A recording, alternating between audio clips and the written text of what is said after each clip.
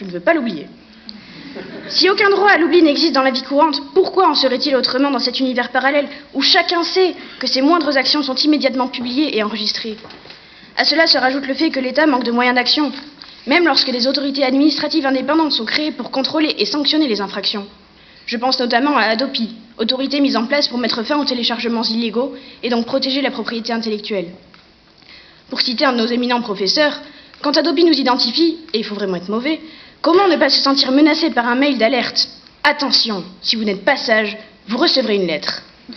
Puis, pour les plus téméraires, une lettre qui nous dit, si vous n'êtes toujours pas sage, vous recevrez une autre lettre. Alors, pour ceux qui ont ce genre de pratique déviante, c'est terrorisant une lettre, ça se comprend. Pour prendre un autre exemple, l'affaire des charmantes photos volées des célèbres Miley Cyrus, Jennifer Lawrence ou encore Emma Watson, qui ne sont devenues les photos les plus recherchées qu'à la naissance de la polémique, après avoir passé 2 semaines entières en ligne sans que personne ne s'en offusque. Les copies de ces photos ont donc jailli sur la toile de toutes parts. Il en va ainsi pour toute information, toute donnée. Elles se multiplient dès lors qu'on tente de les supprimer. De toute manière, s'il doit y avoir une action en justice, elle ne relèverait en aucun cas du droit à l'oubli, mais du droit à l'image, du droit à la vie privée, cadré par le droit privé. Enfin, il me semble important de rappeler qu'à l'heure actuelle, notre vie réelle se double inévitablement à une vie virtuelle. Et c'est à nous qu'il incombe de gérer au mieux cette double vie, afin d'éviter la diffusion d'informations compromettantes, ou à nous de les assumer si elles sont rendues publiques. Comme le disait la vénérable Mireille Mathieu, si tu veux faire un selfie de toi à poil, fais-le, mais te plains pas si ça fuite. Ainsi, aucun droit à l'oubli n'est possible, tout est conservé sur les serveurs. Le droit à l'oubli sur Internet est un projet utopique, une idée irréaliste et irréalisable. Mes confrères, Maître Lacroix et Baé, ont démontré que le droit à l'oubli était impossible à mettre en place. Quand bien même il le serait, je vais m'efforcer de démontrer qu'il est une absurdité, puisque, Monsieur le Président, il favorise le non-respect de la justice et sa non-application ne retire pas de droit particulier aux citoyens. En premier lieu, je vais aborder le thème de l'excuse, de la seconde chance, du pardon, qui est l'argument principal des amoureux du droit à l'oubli. Une fois que vous avez connaissance des agissements d'un individu, vous n'êtes pas obligé de le faire sortir de votre vie. C'est à l'être humain qu'il incombe de pardonner et pas au droit.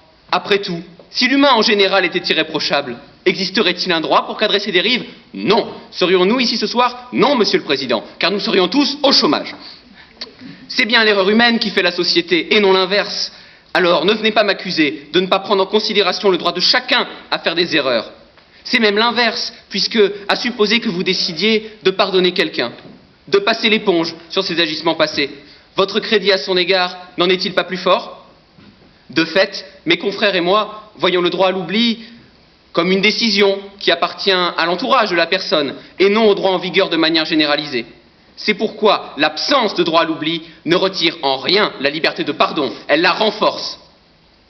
Par ailleurs, dans le mythe de Gigès, ce mythe dans lequel un honnête paysan trouve un anneau d'invisibilité, Tolkien n'a rien inventé, nous avons détruit votre enfance la semaine passée, nous détruisons maintenant votre adolescence.